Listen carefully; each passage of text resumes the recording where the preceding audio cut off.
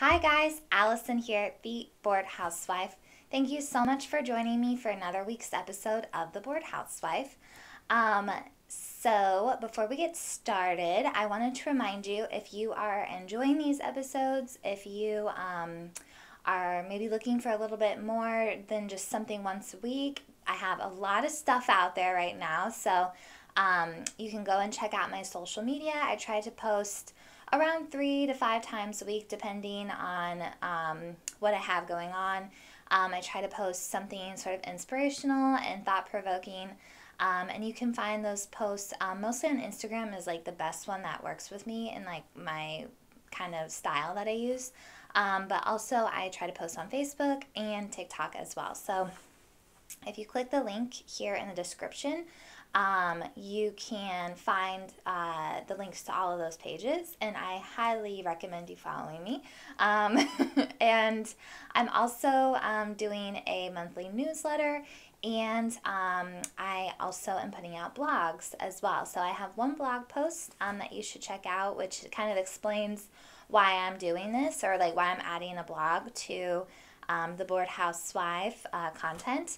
But yeah, and if you've signed up for a monthly newsletter and you haven't gotten it, check your junk folder.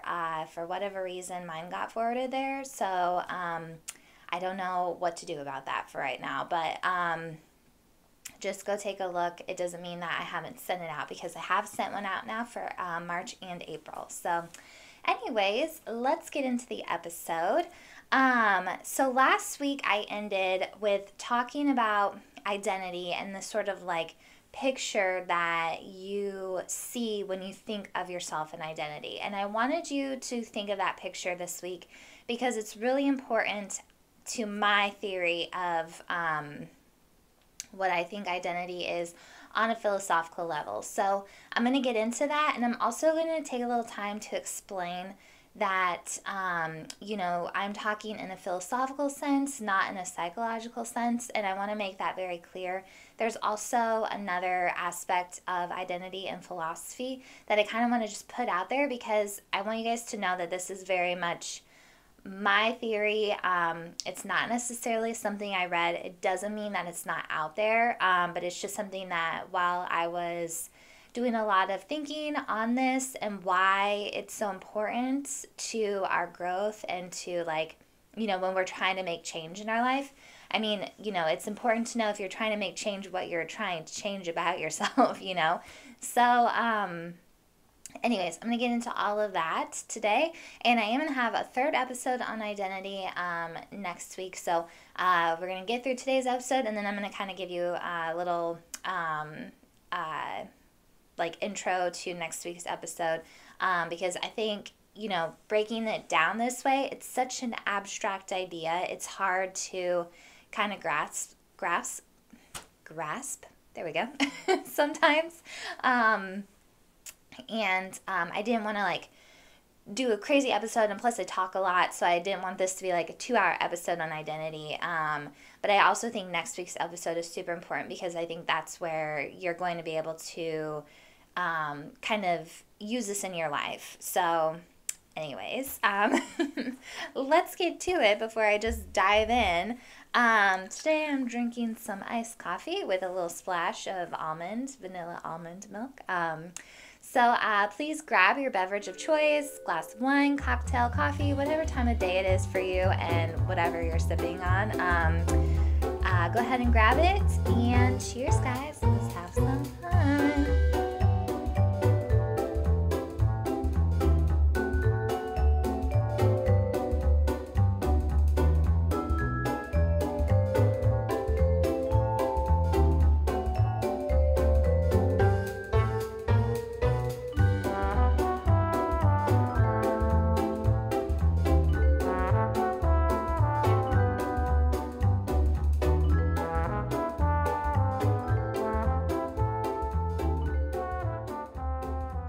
So I wanted to make this really clear, because I don't want to be a hypocrite, first of all. So I feel like I've talked to you guys about like self-help and just different like life coaches and people who really don't have business giving advice, and I say that in like, I know that sounds really harsh and mean. And for some of those people, they're probably really great at helping you organize your life, kind of figure out your priorities and stuff.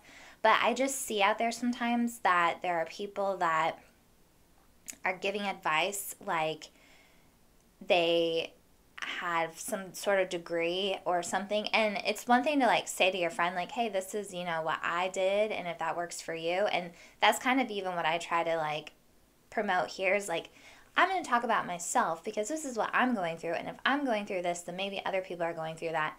You take what you want from this, right? I'm not ever coming on here being like, this is what it is, right? Like, this is a place to explore ideas, and I try to use,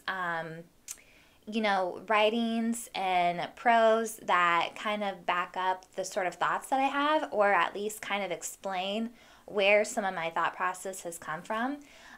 So the reason why I want to make it very clear that we're talking on a philosophical level and not a psychological level, because I think this thing, identity, it's so abstract, and you can think of it in so many different sort of ways. And like with the whole personality traits and stuff like that, you can definitely look at it on a psychological level.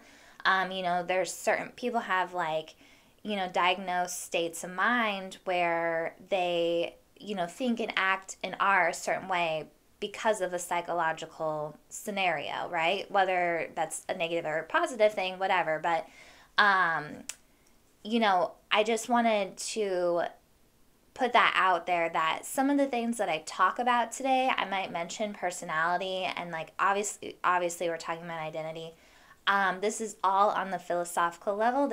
We're thinking of it as an abstract idea, and we're thinking of it as in a way that, these diagnosed states of mind don't exist in this conversation. Okay, so yes, they exist in the real world. Yes, people handle things like different ways and all of that. But this is separate from the conversation that we're having today. So I just wanted to put that out there and make that very clear. I also wanted to talk about identity in the philosophical sense. There's this, and I'm not going to, like, I'm kind of briefly mentioning this because if you, like, delved into this more and you're like, oh, like, because this is what I did while I was preparing for the episode, like, identity and philosophy or philosophy identity, like, looking up different keywords and that, like, there are a lot of people that talk about that stuff, but it's more of, like, the idea of knowing I am Allison, even though, like, I continue to change. Like, my mom gave me the name Allison when I was born, and I've grown, obviously, like, as my mind expands, as I develop, like, different ideas, as I have different experiences, all of that, but I still identify as Allison. So there's this, like, concepts that people have explored that deal more with identity on that sense of, like, how do I know I am who I am sort of thing when I change so much. So I'm not talking about that at all. This is seriously just an idea that has come about, and it's come about for me in this way of wanting to make growth and change and feeling kind of stuck and not realizing that, like, I need to understand what I'm trying to change first, and also trying to sort of figure out, like, why do I do certain sort of things in a philosophical sense outside of a psychological sense. So, yeah. And I've had a lot of this, and because of becoming a housewife, like, a lot of this has come up over the last 3 years, and now, like, I'm still trying to figure it out because it's taken me a long time to even get to this point. And again, which is why I share so much with you guys in this way, because I don't know if it's, like, the age that I'm in or what, but or if it's just, like, the season of, like, figuring this out, but it's, like, in my early 20s and, like, coming out of high school, I felt like I had everything figured out. I felt like I knew who I was and what I was doing and where I was going, And once I came into the real world, like all of that changed. And then, getting married and like now being in this scenario, everything's changed. And so I can only assume that as I get older and more things happen to me in my life, things are going to change. And so that's what yeah. Sorry. That's why I'm like exploring this though, because there are things that are innately me. And there are things that my mind has changed on, all sort of things. So anyways, that's why I'm sharing all this with you guys. And I think for self-improvement, it's important to know these things about ourselves. And then, like I said, for next week, this idea kind of goes into, how knowing these sorts of things and having this idea could actually maybe help us like overcome some other scenarios. So we're going to get into all of that. But I just wanted to kind of throw that out there because I don't want to sound like a hypocrite. And this one was hard for me. Like, I struggled really hard even making this episode this week. Like, I procrastinated a lot. And the reason is because I got insecure about putting this idea out there. Because I'm like, it's not, like, is it well thought through? Like, and I just kept thinking, like, if I think about it more and think about it more, maybe, like, something new will come about. And, that'll feel stronger in what I'm sort of saying. And it didn't. And so initially when this idea came to me, I was so inspired and it felt really cool. I don't know how else to explain it, but I was just like, wow, like it kind of was like a breakthrough sort of feeling, like why have I never thought of it this way before, sort of thing. So anyways, we are going to get into all of that. I just wanted to sort of give you a little disclaimer about what we're talking about and what we're not talking about, so that we're all on the same page. All right. Okay, so here's my theory. Finally, Allison, thank you, okay? We get everything that you were saying, all right? Just fucking say it. Okay, so I am talking about, like, the idea of identity and how we view ourselves, okay? So, I explained last week that, I went on this definition, like, circle of, like, what is identity? Identity is characterizations. What are characterizations? Are like defining traits. What's defining traits? Like all through, like I went through all of that sort of stuff to circle back to characteristics.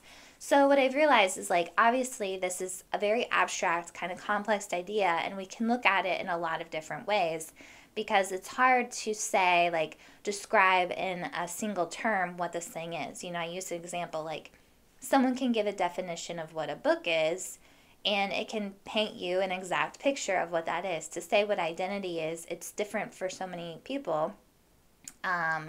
Yes, we can use, like, these specific words, but, when it's hard to, like, put a tangible definition on something, and it's, lives up in here, right?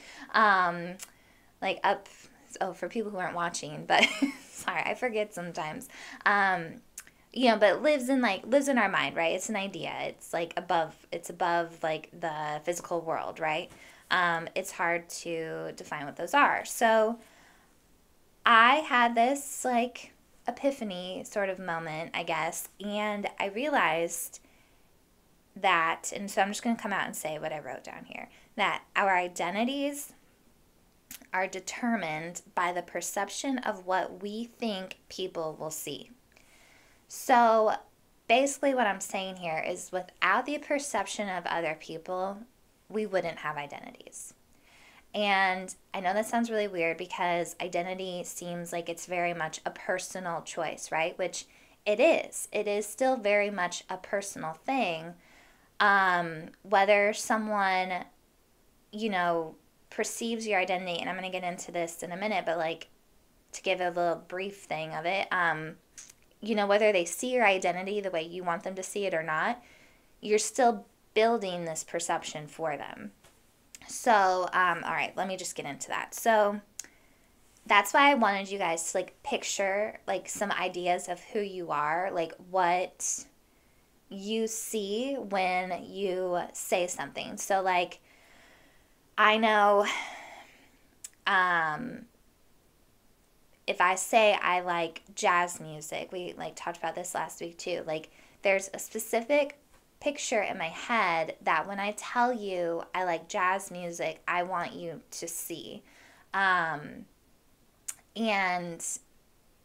whether you see that picture or not, that's what I'm building my identity off of. If I didn't need the picture, like if I didn't need, if you weren't there to perceive the picture, would there necessarily be identity in the way that I'm talking about it anyways? So yes, you would still have likes, dislikes. Yes, you would still have certain ways that you react to things. You would have like these qualities that make you you, but would you need the picture of identity? And so I'm basically saying that like with identity, or identity is the picture of who we think we are. And really that picture, it only services other people more so than ourselves. So we can just say like, oh, I like jazz music. And for me, that's enough. Like, yes, I could paint a picture. I could romanticize what listening to jazz looks like. I can do that all day long. But for somebody who is just like, it's part of their identity that they listen to jazz on a regular basis. Like, I'm not always sitting around romanticizing cool things like on listening to jazz. Like, sometimes I may daydream about, going to a jazz bar like I used to and getting to see some live jazz again. I might, kind of daydream cute scenarios where there's jazz music playing or something like that. But as part of somebody who just enjoys listening to jazz and that's a part of my identity, I don't need to put any picture with that for myself. I just enjoy listening to the music. So I put it on a record and it's that, right? For me, identifying though as somebody who listens to jazz,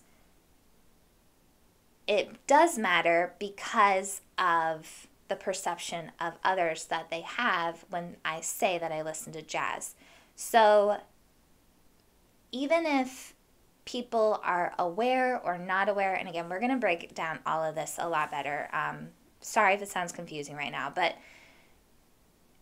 you have the identity, you have the picture because you know that you're going to eventually explain this to other people, right? You're eventually going to tell people. So, like in a scenario where no one else in the world exists and it's just you, would you still need those pictures? And that's kind of the question that I'm like posing. I'm going to say no, you wouldn't. If there was no one there to perceive your identity, there would be no reason for you to have one. You would just have likes and dislikes, and maybe that is still identity, but it's not identity in the way that I'm talking about it today. And this picture that we paint for ourselves of who we are and like, oh, this is me, this is something that I grasp onto, right? Okay. We're going to pause a minute, okay? So another example I kind of want to use here, so, if somebody says that they like all music except rap, what do you, that immediately tells you something about this person. So again, like our identities are wrapped up in our likes and our dislikes. They're wrapped up in our lifestyles. They're wrapped up in everything that we do and the actions that we choose. Even if some of that stuff isn't necessarily us, like you could say that, you're in a certain kind of like community or culture that like everyone listens to country music and you don't actually care for country music that much, but you go ahead and listen to it anyways because you're trying to identify and be in this group with these people, right? So you bring it on as part of your identity, even though you actually don't really care for it. And so we do that a lot with a bunch of different things because we want people to perceive us a certain way. So even though it's part of your identity, it's also not part of your identity if you like country music, but you don't want people to know that you don't like country music. So you're going to go ahead and act as if you do, right? Same with this picture with like somebody who says, I like all music except rap music. What you're saying there is that I'm very flexible when it comes to different styles of music. Why would you leave out rap? Well, rap has a very, distinct culture around it. And this is something I'm going to get into in a minute, but there's like ideas and prejudices and stereotypes around people who listen to rap music, and there's an entire culture around that, right? Just as there is kind of country, just as like if you identify with as someone who loves pop music, like you're obsessed with Lady Gaga, like you're telling people, you're painting them a very clear picture of the sort of thing that you are, that's a part of you, right? So for someone to say, I like all sorts of music except rap music, you're telling them that I don't want you to be mistaken that I might be into that sort of stuff, because I don't identify with that culture at all, and I don't want to be included in it. So just as someone who might like me growing up, and when I was in high school, everyone was obsessed with country music. Part of my personality traits is I'm a little bit of if everyone's doing it, then I don't want to do it. Like I want to be, it's not like I want to be an outsider, but I don't like doing things just for the sake of everyone else thinks it's cool. And so I was like adamant about letting people know that I don't like country music. I didn't care if they thought I liked rap or hip hop or pop music or oldies or weird electronic music. Like I didn't care if they thought I was into any of that sort of stuff. I was really into like rock music or like emo rock music. So I was really into My Chemical Romance. So and I wanted people to know that about me, right? I did not want people to think that I liked country music, though. And I took that on as part of my identity, even though I actually kind of did like country music. And I listen to today, and I actually really like it. So this is all part of my point, right? Is that we're creating these pictures, and they're for other people. Yes, if I like country music or don't like country music, why, like, it doesn't matter to me personally. I'm just like, oh, these are things that I like. These are things that I do, right? But why do I have to tell people that I didn't like country music in high school? Like, because I did not want to be identified as somebody who likes country music. I did not want to be put into that group of people. So we do this, right? We do this with our jobs. We do this with our recreational activities. We do this with how we decorate our house, how we dress. Some stuff is a lot more, we're able to put out there a lot easier than, other things. So like if I dress a certain way, my identity, I'm already painting a picture of what I want you to see. So like I said, in high school, I was obsessed with My Chemical Romance, and I wanted to seem edgy, and I wasn't all that fit into that box of like some emo kid, and I wouldn't say I was like necessarily emo by any means, but like I would wear my Chemical Romance t-shirt to school, and I would wear my black boots, and I'd wear this little flower in my hair. Like I had a certain thing that I was trying to portray, even just with the stuff that I wear. One thing that's been hard for me since we've gotten married is that like I know that we're going to be moving, and so much of your home kind of also sets the stage, I guess, for who you are, right? So it's tough. Like I want to do all of this stuff with like decorating and everything, because when people come into my home, I want them to immediately know what I'm into, right? Like, oh, I enjoy century modern furniture and that kind of style. And at this moment in my life, it's something that I would love to have one day, like have a mid-century modern ranch with the furniture and the conversation pit. Oh my God, I want a conversation pit. so bad. I just like, I really romanticize that lifestyle. So for right now, it's really just kind of a daydream. But, if at some point in my life we kind of get to settle down and I get to have a home like that, then I get to kind of take it on more so as my identity. Right now, I just kind of get to admire it from afar. And, every here and there I can pick up a piece that's kind of like in that era range or whatever. But right now it's hard because if somebody comes into my home, it doesn't really say much about me at all. And it's frustrating because I'm like, then I have to have this whole conversation of something that really isn't even mine yet, right? It's like, well, I want to be like this, but I'm not. I'm not right now. So that's another aspect of it. And because we're able to wear it and display it and all of that, also is something that we have to consider when we are going into certain scenarios and we want people to think certain things about us. So I have like a few examples here to kind of talk about that. Like, somebody who has, and I'm not talking bad about anybody, right? Like, this is not judgment on my part. This is just something and how I was thinking about it, like why we have to paint a picture and why we have to continue to paint different pictures. And as we get to know people, more and more of our picture gets clearer to them. So, like, somebody who has, let's say, some like face tattoos, okay, and looks like, dresses kind of a little,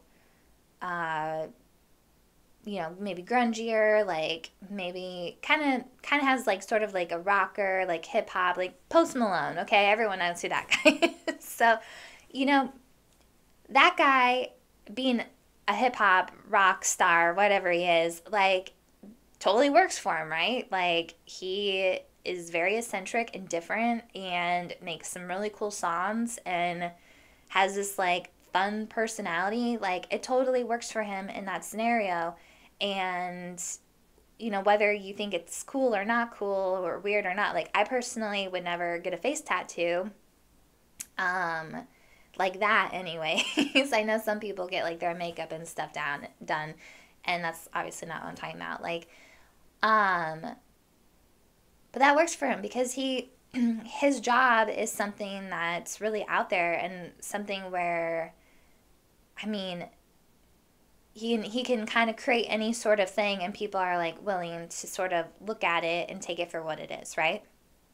Now, if you're someone who looks like Post Malone and you're trying to get a job at like a bank or at a daycare or, people are going to have certain thoughts about you because it says something about you if you decide to tattoo your face. Now, it could have been a drunken scenario. It could have been, a time in your life that you were, making some questionable choices and, you were on a different path and now you're here and you want to, if you're trying to get a job at a bank, I assume, or like a daycare, I assume you're trying to like, your life is on a good path and you're trying to like make good choices, right? Be responsible, all of that stuff. Like a face tattoo is probably not going to say to your employer, like, I'm a serious person. And the reason why I say that is because even though you could be the most serious person ever, like based off of stereotypes and prejudice, like most people aren't going to see you that way. So for you to put something permanently on your body, for one, you're taking that in as your identity. Again, like what we wear, how we do things, like we're projecting it as part of our identity. Now, if that no longer is part of your identity, well, you have face tattoos. So that's like stuck there, right? You can change your clothes, you can make yourself look different, but that doesn't change the fact that you still have this thing on your face. So now you're going to have to like work overtime to like explain to your employer, like, yes, like this is actually who I am though. Like I had this time in my life where I thought this was a good idea. I no longer do that and this is where I'm at. Or even if you just thought it was hysterical, like, hey, I am a funny guy and I'm going to get a face tattoo because wouldn't that be so funny? Like, you're still going to have to explain the fact that why you have a face tattoo, because your employer is going to have to be like, people are going to see you every day and they're going to just be making assumptions. Is this fair? No, it's not. But that's where it's kind of like, for somebody who comes into a scenario and is like, well, people don't know me. Like, they just see one thing. It's like, well, what are you showing these people? You are taking this certain scenario on and you're projecting yourself as this way. And this is the first impression people are getting of you. Like, if you don't want people to see that way, then you have to change that look, or change how people look at that thing, which is something I'm going to get into in a minute. Another example I had is I was watching American Idol. It's totally a guilty pleasure show for me. Ugh, I don't know why I like it so much. But so the girl on there this season, she's like prior Miss America. And she's actually a really pretty decent singer. Like, I thought she was good. She had really great confidence and all of that. But she's telling in her story this whole time that she doesn't want to identify as a beauty queen anymore because, people don't take beauty queens seriously. People have their prejudice and their stereotypes about what a beauty queen is. Yet she shows up to the audition with her crown and talks about being a beauty queen the whole time.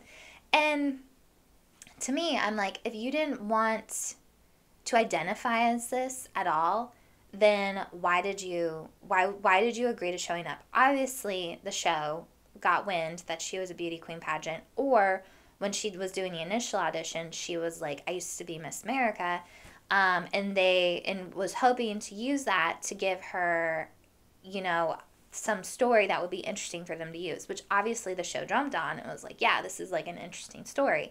That's why everyone talks about their sad, crazy stories on there. Yeah, for as much as I like the show, I hate the stories. Like, I just want to see the people perform and do well. Like, all the sad shit, all the crap that they put on there, like, everybody has shit, right, in their life. And I'm just kind of over the sad, soppy stories. People like it, so whatever. But, all these people are coming on there being like, I want to be something better, I want to show whatever. And it's just like, they are totally identifying with whatever sort of story. And is that the entirety of who they are? No, but like that girl being the beauty queen, like if she didn't want to be identified, like she's crying afterwards, like she got through and to go on to like the next round or whatever, she's crying afterwards being like, yeah, I just want people to know that like being a beauty queen is like, you're more than just that, and like going on. And in my mind, I'm just like, then why did you even bring the crown? If you're not willing to, because there's things that we can do, right? Like I shared with you guys last week about being a product of a teenage mother. So that's a fact. That's part of my life. And that if it comes up in conversation, I can share. But I no longer am identifying as that. I'm no longer a product of a teenage mother. I mean, yes, I am to a certain extent, but I'm not allowing myself to identify that anymore because there's so much more to me than that. And if you watched last week's episode, I go into a whole thing of how, I carried that with me for a really long time. And so now I'm trying to, create something else for myself. So she's a beauty queen. She was Miss America back in like 2016. Like, that was a long time ago. Like, she's not even supposed to wear the crown. She can just carry it around, which I think was total bullshit. Like, if you can't wear the crown, why are you even bringing it? But yeah, so it's like, they don't even once you are done with your tour, your year being Miss America, they're like, yeah, you can keep the crown, but you shouldn't wear it, and you shouldn't do any public appearances, because we have a new Miss America. You no longer get to identify as Miss America. But obviously that's something that was important to her, huge accomplishment, great. But that's something you did. If you want to be a singer now, you need to be identifying as a singer, right? No longer as Miss America. Okay. So, now to get into me. Sorry to harp on the girl from American Idol who was prior Miss America. That's really cool. But, okay, I'm done. So, for me, it's been challenging saying that I'm a housewife because I know the picture that most people have based on the stereotypes and the prejudices of what a housewife is. And it's hard because I know that when I say, oh, I'm a housewife, people automatically have a picture. And that's not the picture that I identify with. And so this is where I hope it's kind of clicking for you guys, because I've realized that I have to try to get across my definition of what a housewife is. And I think 100% making this podcast is one reason why I did that, because, you know, modern day housewives, like, we're more than just, you know, taking care of the house, or if you have kids, like, taking care of your kids. Like, I'm sure there was a lot of women even back in the day that had got some, you know, secondary schooling and all of that. But, like, we live in a completely different world. So many women that identify with being a housewife have, you know, jobs that they're able to do from home. They have other sort of activities and things that they're involved with that's outside of the stereotype, right? So, but we still kind of have this sort of like 1950s stereotype, or maybe you have like, if you're like, oh, I'm a stay-at-home mom, people think you're like the soccer mom, the PTA mom, whatever. Like, people have these ideas that they put on you. When in reality, it could be like that. And if you're like, yeah, that's totally me and I'm going to own it, like, I'm a PTA mom and I love it, and yeah, like, I will take that picture, like, great. But for some of us, like, you know, me being a stay-at-home wife, it's like, I can understand, like, I feel and understand what people think of me when I say that. And I've shared with you guys on, like, other episodes where, like, friends will be like, oh, well, you do more than that, because it sounds like I'm lazy, or that I have no ambition, or, you know, stuff like that. But what I've figured out is that, you know, you can also change the perception of what that is. And I think that's what I'm trying to do with everything on the Bored Housewife, is that, you know, being a housewife is not just this specific thing where I'm very submissive and take care of my husband and, you know, keep the house perfect and tidy and wonderful and have a meal on the table by 5 o'clock every day. Like, no, like, these aren't the things, right? And I don't know if that's your picture of what a housewife is, but I'm just saying, like, I'm trying to show that there's differences. And, you know, when I think about my example earlier, the person, like, with the face tattoo that might be confused is like, why do they see me this certain way? And it's like, people with tattoos in general used to be looked down upon, right? Like, they were like, you know, criminals and, you know, bad people that got tattoos, like gang members and all that. Living here in Japan, that is very much the stereotype of somebody who has a tattoo. Most Japanese people, and this might be changing now with the youth, because I've been seeing younger Japanese people, and especially here in Okinawa, because it's so, like, Western influenced. The younger people, I think, are a little bit more into it, so this will change for them. But, like, the older Japanese people consider, like, tattoos associated with the gangs in Japan. And so to have a tattoo, like, there are certain establishments that you can't go to, like, the bathhouses, or even some, like, resort and spas. If you have a tattoo, you have to cover it up, or they won't let you participate. So, you know, that used to be the case in America too, but as time has gone on and, you know, more people have gotten tattoos and, like, changed the perspective and the stereotype, you know, a lot of people, like, no longer look down upon people with tattoos. Like, you can hold a very respectable job and have tattoos. Like, in the military, even in the Marine Corps, they just actually loosened up their requirements for tattoos. So, before, you know, it had to be within, like, a certain thing. You couldn't have any tattoos on your hands. I don't think you're still allowed to have tattoos on your hands, but, you know, there were certain requirements of what the tattoo had to, you know, be and all of this, and they've changed some of that. So it's like, with time, like, you can have these things and people still respect you. Or even if it's, like, something like a tattoo where you can, like, hide it, you know, like, oh, we don't care if you have tattoos, we just don't want to see them, you know, whatever. Um, so my point is like, enough people have started to get them and have like destigmatized having a tattoo. There's really amazing people that have tattoos, right? And we know that now. So, our impression of somebody that decides to have one is no longer a bad impression. It's like you can still be a responsible and, respected person and have that sort of stuff. Face tattoos are probably going to take a little longer to come around. Like, I don't know if a bank would necessarily hire you. Maybe they would. It probably also depend on like what your tattoo says, but like my point is right now we have a certain stereotype and there's a picture that's painted with that. So if you try to do that, you're basically like putting out there, I identify with this sort of culture, right? Or this sort of group or this sort of whatever, and this is what I'm saying.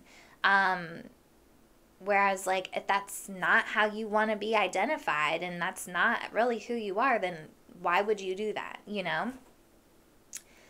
So being a housewife, like I see the picture that's painted. Now what I have to try to do is try to get a little creative in how I explain to people who I am if I don't want them to see me a certain way. Sometimes I've just been like, whatever, I'm a housewife, and if I don't really care, then they can just identify me. They can identify me as that. And that's where it's like the thing I'm talking about here is a little tricky, right? Because you have to, and this is what we're going to get into next week about kind of not caring about the perspectives of other people and how to get to that place. Because me saying I'm a housewife, I've gotten to a place now where I no longer care what the picture is that's being painted. So I have my picture that I identify with as a housewife. Does everyone see that? No. And this is where it gets tricky because people can mistake your identity. People can interpret it in a different way than what you want. One of you that follow and listen to the podcast shared with me on social media that you are also a housewife, but using the housewife in a stay-at-home mom, but using that did not fully encompass everything that she did. So she rather calls herself a homemaker because she thinks that better describes who she is. She's putting out there different, word, definition, persona, trying to paint a different picture for people than maybe housewife because she doesn't identify with housewife, but homemaker fit a different sort of perspective for her. So, yes.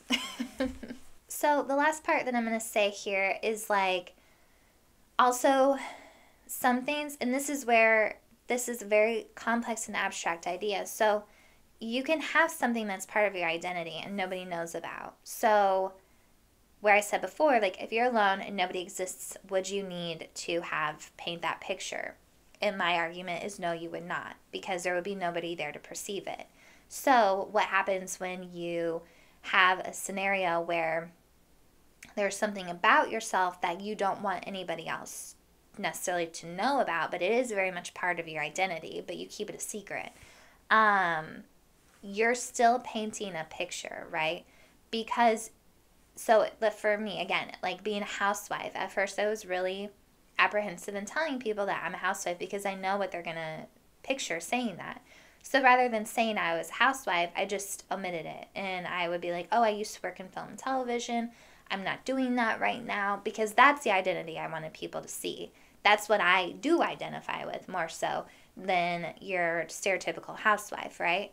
So if there's like, some weird kinky shit you're into or, there's like something about your personality and the sort of things that you like to do that maybe is a little like different and people don't understand, or maybe you just like lived a life that was very open for a long time and you're like, you know what, this is just for me. Let's go wholesome, Allison. Let's not go kinky weird shit. Like let's say you write poetry, okay? And it's just something that you do for yourself and you don't want anyone else to know about it because then you know that they're going to view you a certain way. Somebody who writes poetry, when I say these sorts of things, I'm assuming you guys are painting pictures in your head, right? So, you know, what is that sort of thing?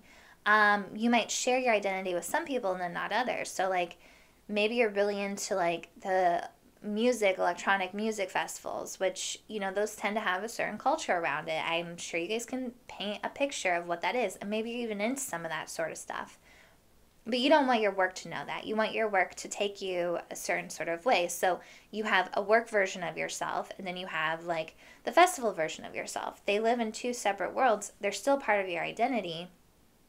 But just because, you know, these people who know you don't know about that doesn't mean that you're still not painting this picture, because you are. So even when there are things that we still disclose from people and we still identify as, it doesn't mean that it's not part of our identity because they're not perceiving it. It just means that you're still painting a picture and you're purposely not telling people these certain things about you because you don't want them to know it's part of your identity, and you don't want them to now view you a certain way. And I think that's where, like, you know, when people hold on to these sorts of things about themselves, and then, you know, as you get to know someone more, you might see a more clear picture or whatever, about that person and who they are. But then also we have scenarios where like people omit things completely, right? And they never share it with anybody. And then when somebody finds out, it's like shocking, and it's like, oh, I like don't even know who you are. And it's like, well, yes, you do. I'm still this other person that I've been portraying myself as the whole time, but you just now have a clearer picture. And based on identities and how we perceive people identities and how they're perceiving us, you know, we take that and like understand there's certain qualities that are about these certain things. So if you have like, you know, a boss and an employee scenario, and you know, you're an employee who's like a really big gambler or might have like debts, and your boss never knew that, and then your boss found out, you know, that can make them feel uncomfortable if you're in a certain scenario where you handle a lot of money or something, because it's not a far reach for people who are in, you know, certain scenarios financially to steal or, you know, borrow with the intention of putting back, whatever, in those sorts of things. So it's like we omit things sometimes because we don't want people to have a certain perception of us. And then if they find out, it's like, oh, but they still might be mistaken. So just because I'm into gambling, I could be a really responsible gambler. But maybe my boss has a bad, you know, idea of what that is, a bad stereotype. And, you know, mistakens my identity as somebody in hard times would do something immoral like that, like steal, right?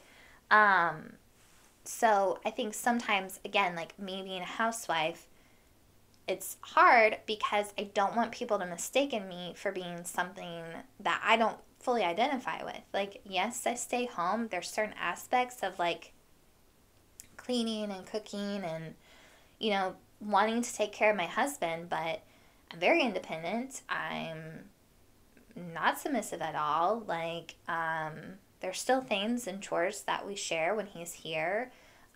You know, and then also I have these other creative things that I work on that is very much not necessarily what all housewives do. So,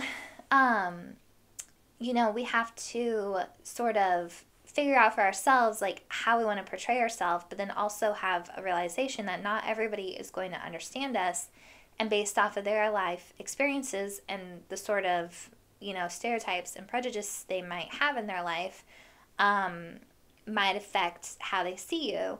And, you know, for us, it's up to us to kind of decide if we can overcome that. But I think that's why some people like you and some people don't. It's like, you know, you could say that you're really into heavy metal music, and I will be totally okay with that. Am I going to go to like a bunch of concerts with you? Probably not, but you know, maybe every once in a while. Like I used to do that when I was younger. I thought that was fun. It's not really my cup of tea anymore, but like, am I not going to be your friend because you said that? Like, Probably not. But there's other things that people could say that, you know, I'm going to make a judgment on. Like, if there's a certain thing that you're really into and it's just not my thing, like, I'm just going to realize, like, we're probably not going to be that great of friends. Or if you, you know, tell me a few things, like, I try not to judge too early because I do like to get to know people. And I think that that's something also to keep in mind. Like, you know, we all have so many different things that are a part of us. So just because you're into this one thing doesn't mean that we don't have other things in common. But, you know, that's, I think, how people get mistaken with who you are so quickly, because it's like they just get one little idea of who you are and then they kind of write you off or whatever, right? And sometimes just from life experience and things that we go through, you know, you're not going to change your mind on somebody who says something about themselves, right? Like, yeah, so I don't know. I hope this was helpful for you guys. So basically, like, what I'm saying, to go back and reiterate as before, is that our identity is determined by the perception of other people. And not that it's, you know, this guy is deciding who I am, or if I tell him that I'm a housewife, you know, I now take on what he thinks of a housewife. No. What I'm saying is that we create these stories, we create these pictures of who we are in hopes that people are going to perceive them the way that we want them to. And we'll continue to explain and we'll continue to try to make that picture clearer, you know, with the opportunity of showing them, like, you know, I'm a housewife who is this type of housewife, right? And I'm going to paint that picture for you. I am somebody who has a tattoo on my face, but I also do all these other things, and I actually don't identify with this tattoo on my face anymore. It's just something that I did in my past, and you know, now I have to figure out how this is now part of my identity, because I realized I'm wearing it, right? You know, I think, like, couples, like Cliff and I, when we first got together, we got in this big fight over a stupid picture, and I didn't like it because I was like, this is not part of my aesthetic at all. This is not part of my identity. When people come into this house, I don't want them to see that picture right away. It wasn't even a back picture. It's totally fine. But he got really upset because it's part of his identity. He wants certain things out there, so when people come into the house, they see these sorts of things. And so I realized that I am, you know, no longer just me. I have to try to include Cliff's aesthetic. And that kind of becomes a joint identity as far as, like, us being married. Like, when you come in, like, these are those sorts of things that you're seeing. So I want you guys to think about that. And, again, look at your pictures and what you're seeing. And think of the times that you have tried to make the picture clear, the times when your identity has been mistaken. I'll give one more quick example. Like, I used to, when I was a dancer, you know, a trained dancer, I used to have to say I'm a trained dancer, because I would meet guys out at bars or something, and they would be like, oh, what do you do? And I'd be like, oh, I'm a dancer. And they're like, what kind of dancer?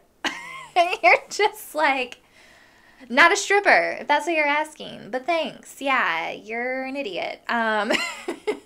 Which obviously tells me about them right away, right? So even though, like, a lot of times these interactions can be super small, they can say a lot about who we are and, like, how we identify. So obviously I started saying I'm a trained dancer, which even strippers are trained dancers to some extent, right?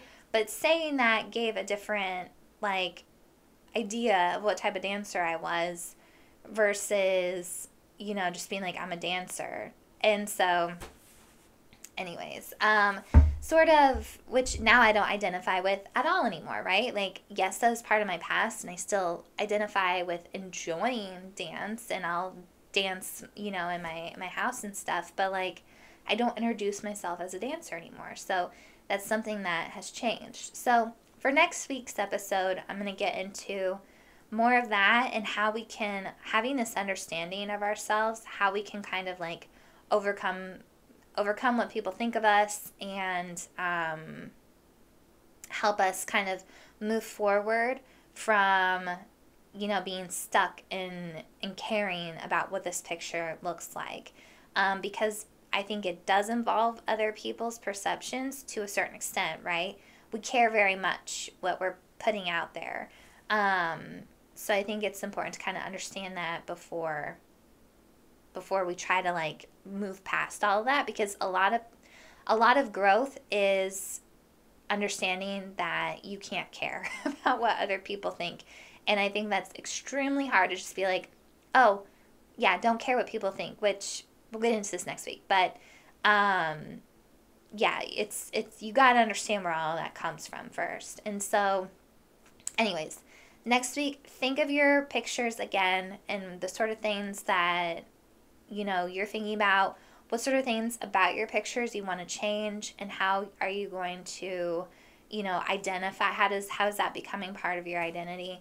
And then think about, you know, the ways that your identity has been mistaken, and like how that's kind of like, what sort of things did you do to try to like overcome that? Was it one of those things where it was just like you are not speaking the same sort of language sort of thing?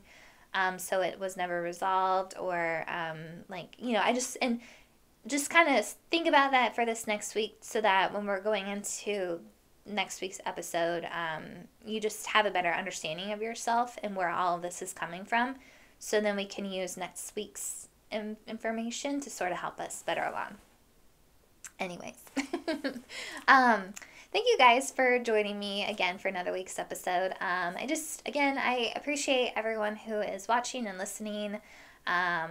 This was a hard episode for me to make, but I made it through and I'm actually feeling really good about it. So I hope this was helpful and informing for you, give you some things to think about, having some new perspectives and whatever.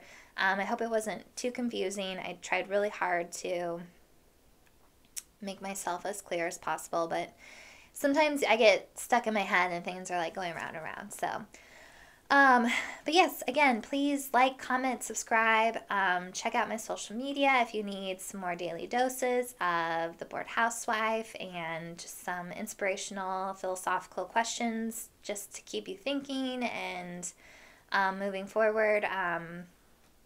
And yeah, and also I have a blog. Go check that out. You can sign up for the monthly newsletter. You can also sign up for the blog subscription list as well, and I'll send out an email anytime I post a new blog. So right now there's just one. I'll probably do 1 or 2 a month. So anyways, yes, thank you guys so much. I hope you have a great rest of your week, and cheers. I'll see you soon. Bye.